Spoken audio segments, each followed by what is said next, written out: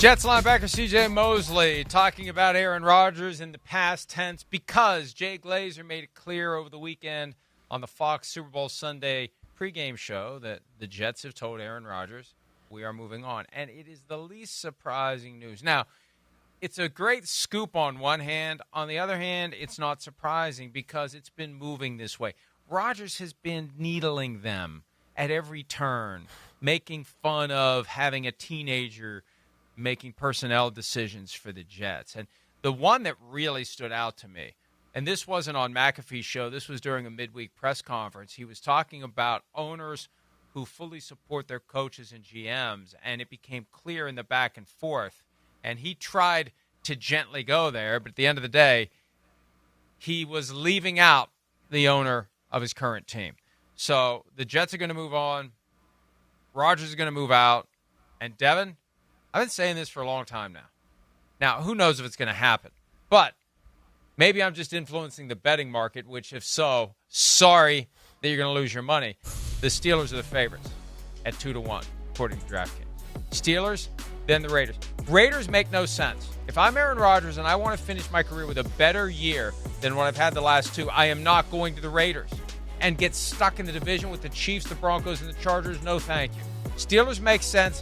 Raiders do not, Devin. The Steelers make sense to me, too, because as you look at that list, to me, I think it comes down to who's the head coach that Aaron Rodgers coming there doesn't turn this whole thing into a circus, and who's a guy who's used to handling big personalities or whatever you want to call it. It's Mike Tomlin. And if Aaron Rodgers comes to Pittsburgh or goes to Pittsburgh, I don't think anyone's going to sit here and say who's going to be the decision maker in Pittsburgh. We all know it's going to be Mike Tomlin. Mike Tomlin's going to be a decision maker no matter where he's at. Now, I could see the Raiders if he says, I just want to go enjoy maybe my last year of football. I want to be out in Vegas. I like Pete Carroll. I like the energy he brings. But I think, like you're saying, from a competitive standpoint of I just went to the Jets because I wanted to be the guy that did just like Tom Brady did, join this team, lead him to a Super Bowl. Pittsburgh, to me, would make the most sense of him saying, I'm going to go and take this team to a new height because of my play and what I can do. The interesting thing for me is what happens to Davante Adams? Does he stay on the Jets, or is this like a Aaron Rodgers leaves and then Davante Adams figures out a way for whatever team Aaron Rodgers goes to get there? Like, do you think that would possibly happen, or is Davante Adams going to be a New York Jet?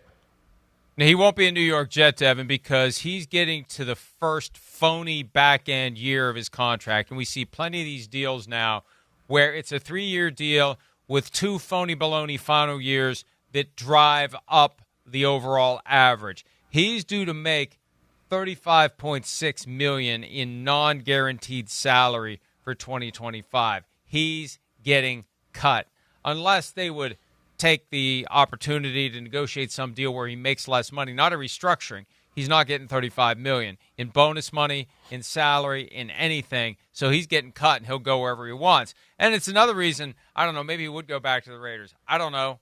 But if Rodgers goes to the Raiders, it's just weird to think Davante Adams potentially going back to the Raiders. But he went to the Raiders in part because he had family nearby and wanted to live there. So I don't know. Weirder things have happened than Davante Adams returning to the Raiders. A couple of others. Can we put that graphic back up? Look, trust me on nothing if you want, but trust me on this. There is no freaking way Aaron Rodgers is going to be on the 49ers. No way. Just take that to the bank.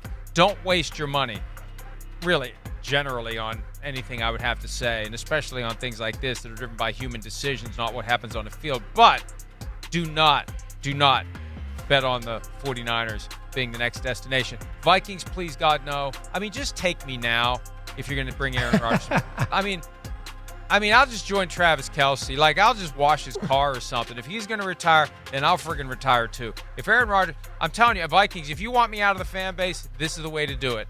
If you acquire Aaron Rodgers, I am done. Done. No, they're definitely not. If you acquire Aaron Rodgers. They're going to see this. No way they do it now. Why not? Why the Titans so low? You're right, because they're the ones to watch. And these numbers are all skewed by who's betting. the odds adjust based upon the bets. But the Titans make sense. The one wrinkle here, though, and we got to take a break. The one wrinkle here is this.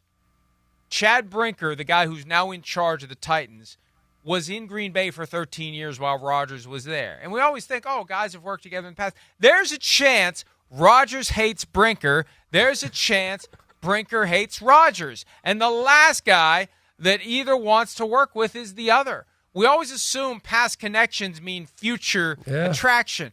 There's a chance, and no, I've been there, I've done that, and I'm not doing it again. Very true. Very true. Hi, it's Mike Florio. Thanks for watching PFT on YouTube. Hit subscribe for the latest news and analysis from Pro Football Talk.